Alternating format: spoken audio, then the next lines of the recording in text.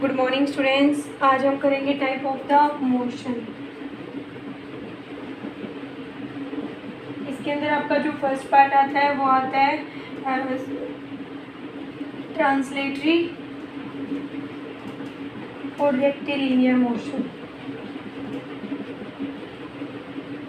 देखो, translatory motion में और रेक्टिलिनियर मोशन के अंदर कोई डिफरेंस नहीं है, बस डिफरेंस इतना है डायमेंशन ऑफ द ऑब्जेक्ट। यदि आप जो डायमेंशन कंसीडर कर रहे हो ऑब्जेक्ट का, वो यदि पॉइंट है, डायमेंशन यदि पॉइंट ऑब्जेक्ट है, पॉइंट है, तब आपका मोशन होगा रेक्टिलिनियर। और यदि उसकी कुछ डायमेंशन है तब होगा वो ट्रांसलेटरी। पॉइंट ऑब्जेक्ट क्या होता है? पॉइंट एक मतलब जिसका आपका कोई डायमेंशन नहीं होता। तो रेक्टिलिनियर मोशन क्या होता है? जब आपकी पॉइंट ऑब्जेक्ट, जो पॉइंट ऑब्जेक्ट है, मान लो ये है जो आपकी स्ट्रेट लाइन के अक्रॉस मूव कर रही है, ओनली पॉइंट, उसका कोई भी डायमेंशन नहीं है, और जो स्ट्रेट लाइन के अंदर मोशन करती है उसको हम बोलते हैं रेक्टिलिनियर मोशन। और जो ट्रांसलेटरी मोशन है, इससे अपोजिट क्या हो जाएगा?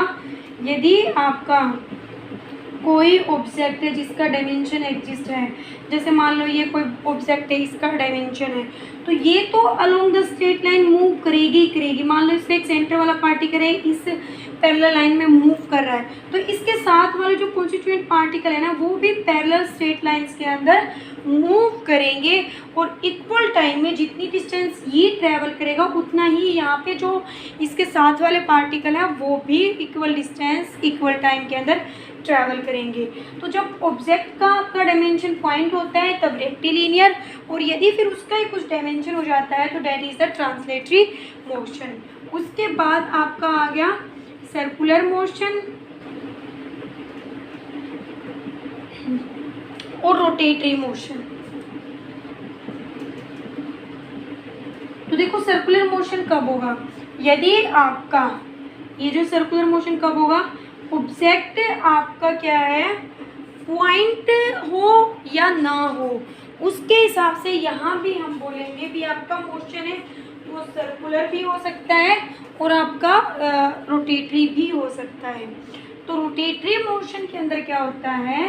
यदि आपकी ऑब्जेक्ट हो, पॉइंट ऑब्जेक्ट हो, और वो आपकी रोटेट करे ऐसे, ठीक है, जैसे कि ऐसे रोटेट करे, इस टाइप का मोशन हो सर्कुलर ऐसे, तो उस टाइप के जो मोशन को हम बोलेंगे रोटेटरी मोशन।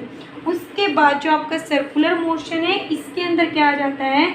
यदि कोई बॉडी है, 3 डायमेंशन हो, कोई भी डायमेंशन हो, वो सर्कल के अंदर मूव कर रही है, तो उसके कॉन्स्टिट्यूएंट्स पार्टिकल्स भी सर्कल के अंदर मूव करेंगे और उनकी एक फिक्स एक्सिस के अबाउट वो रोटेट करेंगे। जो सेंटर है ना उनका, मतलब आप ऐसे ले सकते हो, एक पैर ऐसे होगी, दूसरी ऐसी, ऐसे, इस टाइप के मोशन को देखो, क्योंकि यहाँ देखो इनका सेंटर तो क्या है, एक है, तो इस टाइप में एक एक्सिस के अबाउट वो रोटेट करते रहते हैं, तो उस टाइप के मोशन को हम बोलेंगे सर्कुलर मोशन। उसके बाद थर्ड आपका आता है वाइब्रेटरी और ओसिलेटरी मोशन।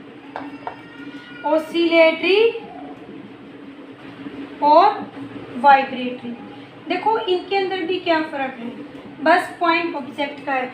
जो टू एंड फ्रो मोशन को, टू एंड फ्रो मोशन को हम बोलते हैं ओसिलेशन, ठीक है। यदि आपका पॉइंट ऑब्जेक्ट है तो then that is the vibratory motion, otherwise that is the oscillatory motion.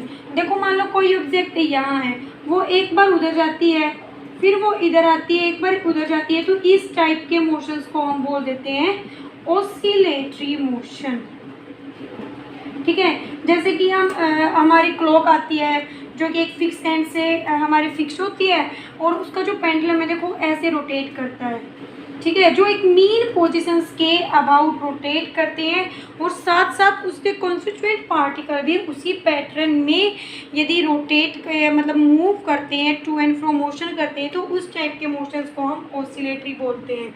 और यदि यही देखो इसका एम्पलीट्यूड, ये एम्पलीट्यूड मतलब एक जो मैक्सिमम ये होता है ना, जहाँ तक वो पार्टिकल जा सकता है, इसको बोलते हैं एक्सट्रीम पोजीशन। यदि यदि किसी पार्टिकल की एक्सट्रीम डिस्टेंस, मतलब अब ये यहाँ है तो वो यहाँ हो जाए, तो उस टाइप पे जो मोशन आता है उस मोशन को हम बोल देते हैं vibratory motion. If the amplitude of oscillation is small then it is vibratory and otherwise that is the oscillatory motion. तो यहाँ हमने देखे हमारे 3 टाइप के होते हैं भी, आपका रेक्टिलिनियर क्या होता है, ट्रांसलेटरी क्या होता है। इन सब में जो आपका फ़र्क है तो वो है पॉइंट ऑब्जेक्ट का। भी आप एक डायमेंशन वाली ऑब्जेक्ट ले रहे हो या पॉइंट ऑब्जेक्ट वाली ले रहे हो, पॉइंट ऑब्जेक्ट का कभी भी कोई भी डायमेंशन एग्जिस्ट नहीं करता।